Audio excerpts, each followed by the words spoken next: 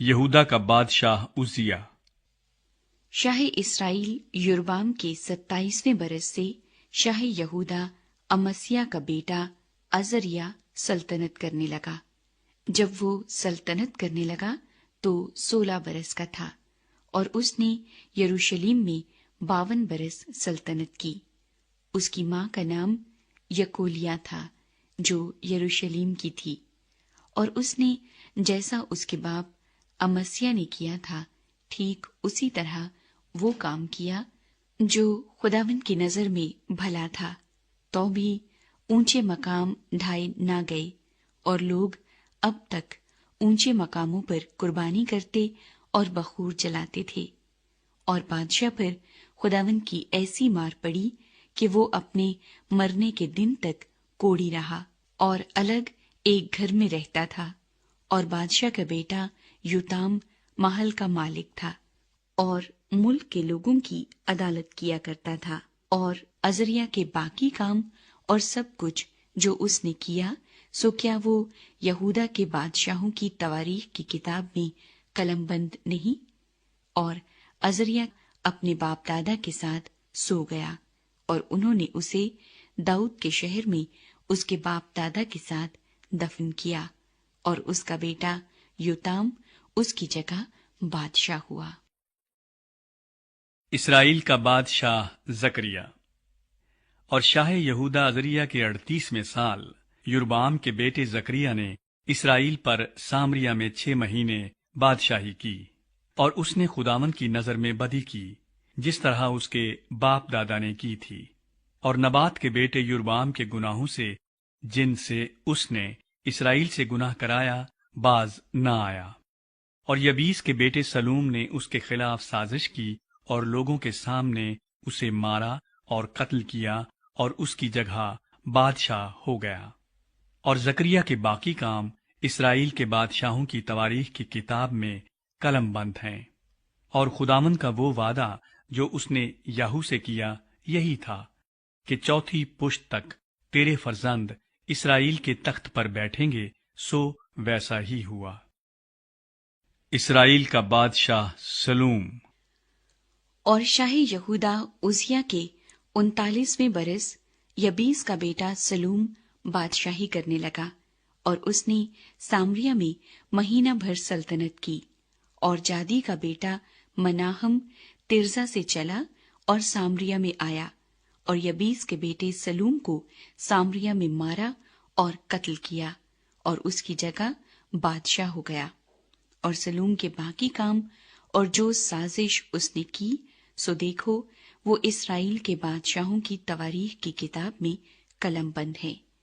پھر مناہم نے ترسا سے جا کر تفسا کو اور ان سبوں کو جو وہاں تھے اور اس کی حدود کو مارا، اور مارنے کا سبب یہ تھا کہ انہوں نے اس کے لیے پھاٹک نہیں کھولے تھے، اور اس نے وہاں کی سب حاملہ عورتوں کو چیر ڈالا۔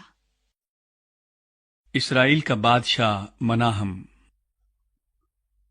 اور شاہ یہودا عزریہ کے 39ویں برس سے جادی کا بیٹا مناہم اسرائیل پر سلطنت کرنے لگا، اور اس نے سامریا میں 10 برس سلطنت کی۔ اور اس نے خداوند کی نظر میں بدی کی اور نبات کے بیٹے یربعام کے گناہوں سے جن سے اس نے اسرائیل سے گناہ کرایا اپنی ساری عمر باز نہ آیا۔ اور شاہ اسور پول اس کے ملک پر چڑھ آیا، سو مناہیم نے 1000 قنطار چاندی پول کو نظر کی تاکہ وہ اس کی دستگیری کرے اور سلطنت کو اس کے ہاتھ میں مستحکم کر دے۔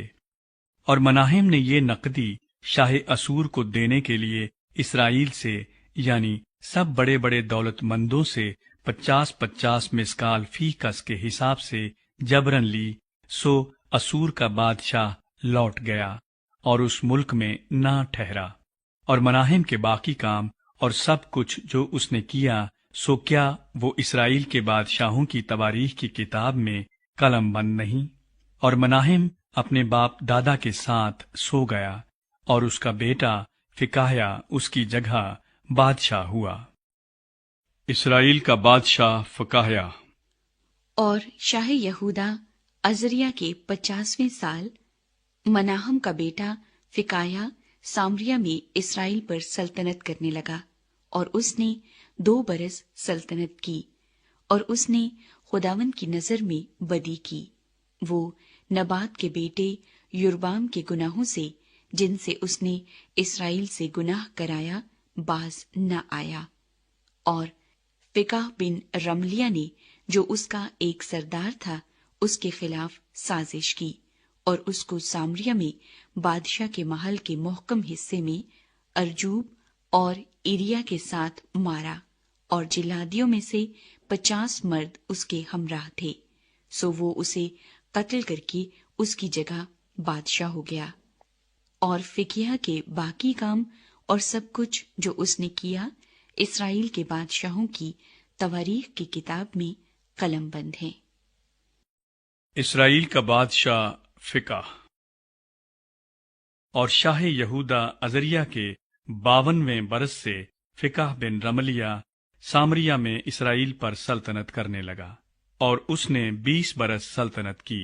और उसने खुदावन की नजर में बदी की, और नबात के बेटे युरबाम के गुनाहों से, जिनसे उसने इसराइल से गुनाह कराया, बाज न आया। और शाह इसराइल फिकाह के अय्याम में शाह असूर तिगलत पिलासर ने आकर अय्यून और अबील बैतमाका और यनूहा और कादिस और हसूर और जिलाद और गलील और नफ्ताली के सारे मुल्क को ले लिया, और लोगों को असीर करके असूर में ले गया।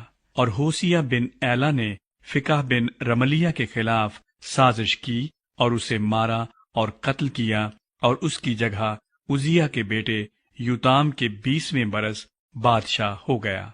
और फिकाह के बाकी काम और सब कुछ जो उसने किया, इसराइल के बादशाहों की तवारीख की किताब में कलमबंद हैं। यहूदा का बादशाह यूताम। और शाह इसराइल रमलिया के बेटे फिकाह के दूसरे साल से शाह यहूदा उजिया का बेटा यूताम सल्तनत करने लगा। और जब वो सल्तनत करने लगा तो 25 बरस का था।